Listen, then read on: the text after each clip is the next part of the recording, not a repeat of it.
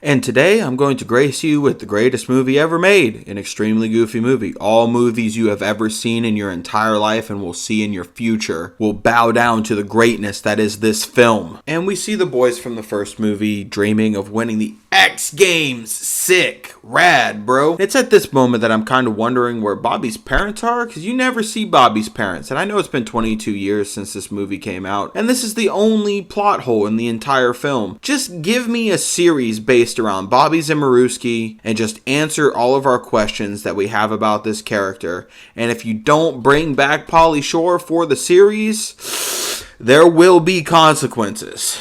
And just like every kid ever, when you become a man, there's a speech that your kid will tell you and your father will tell you and his father's father told him. And it's the horseshoe lecture. Never forget that life is like a game of horseshoes.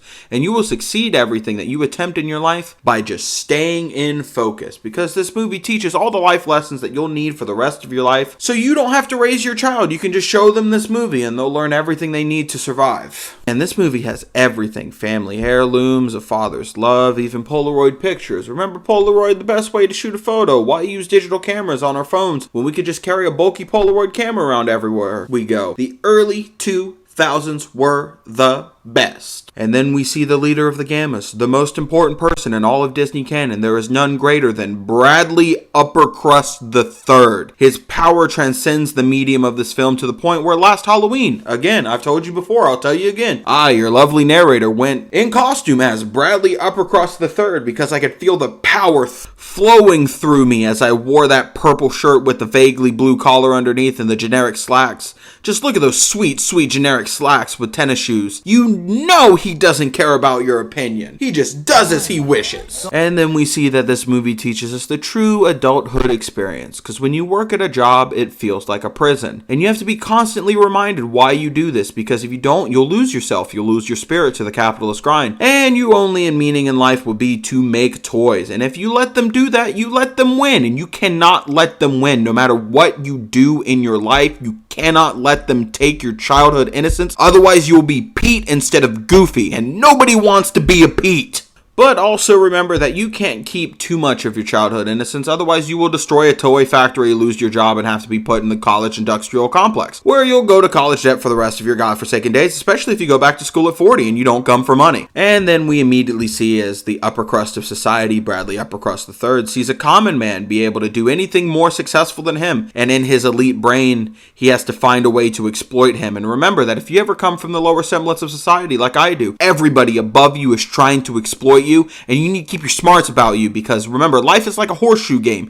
and you need to take your shots at the right time and not take your shots when someone else wants you to take your shots. Don't let anybody rush you. Don't let anybody try to bring you down. And we see that safety is truly the difference between make someone good and make someone evil, as our hero, the protagonist, our goof troop if you will, are wearing helmets, knee pads, and elbow pads like good boys. And the villains, the Gammas of Bradley Uppercrust III, Tank, and the third guy that looks like a mold man, are only wearing helmets as they put safety to the wayside, because the only thing that matters is speed, efficiency, and more speed. This movie even teaches you that the preppy cheerleader girl is not what true beauty is. True beauty is what represents you deep inside. You don't have to be skinny. You don't have to be thin. You don't have to be sunshine and rainbows. You can be dark and brooding on the inside and still find love in a coffee shop and not have to sit through 13 seasons of so-called friends sitting in a coffee shop just to find love. All you need to do is watch 10 seconds of the extremely goofy movie to get the exact same feeling as watching all of those seasons, and it's immensely powerful that this film, do you not feel the energy flowing through you when you hear the slam poetry? Because don't forget, life is like a lime. Movie even teaches you important life lessons, like don't abandon the ones that you come up with. Those are your true friends, and even when your friends are embarrassing, they're the ones that are going to stick by you through the thick and the thin. And the fact that Max is not seduced by the allure of the Gammas shows how much that as a person he has grown from a goofy movie to an extremely goofy movie.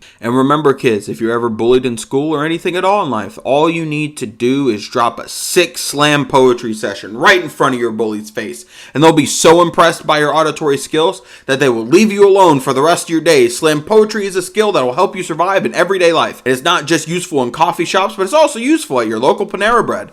Everyone will respect you if you master slam poetry. This movie even teaches you that when you're at your lowest point in life, that seeking help is a good thing.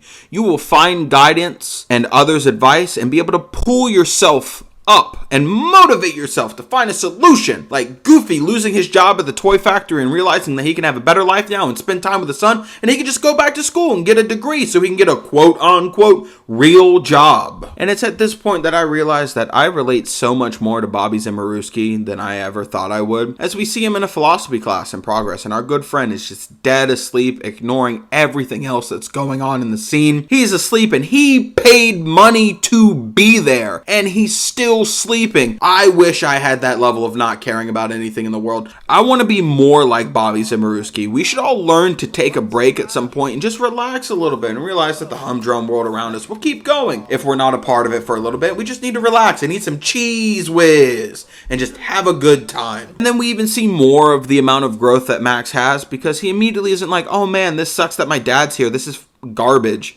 He's more empathetic about what's going on with his dad and understanding of what is happening, but is trying to establish some sort of boundaries because he's a grown man for once and he wants some space. But Goofy, even though he's a good parent all of the time, he's flawed just like everyone else is, and he just wants his son again.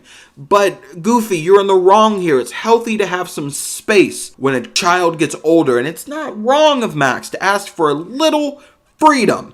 And we immediately see Goofy not respect his son's boundaries, and I would be upset if I was Max as well. I'm just like, leave me alone, Dad. I have my own things that I'm doing. I want to do my own college experience. College isn't for learning. You go to college to party for 4 years of your life and just get it all out of your system before the realities of the world kicked in. You have to go to a soul-crushing job for the next 20 years of your life just to get fired and have to go back to school. That's the cycle that everyone in the lower classes is stuck in. We will always be stuck in it. Leave your son alone, Goofy. And then we see Max hook up Goofy with his future mother, which is honestly a little weird, but we'll live with it. And she says something that nobody has ever said at any point in their lives, and it's that she wishes that somebody would treat the Dewey Decimal System with a little respect. And I know for a fact that when I was in school and I was reading books, I didn't treat it with any respect. I kind of just put books vaguely back to where they were because I didn't understand the Dewey Decimal System. And I know you need to pick your battles, and I know it was making the teachers' jobs harder, but that was the point. I was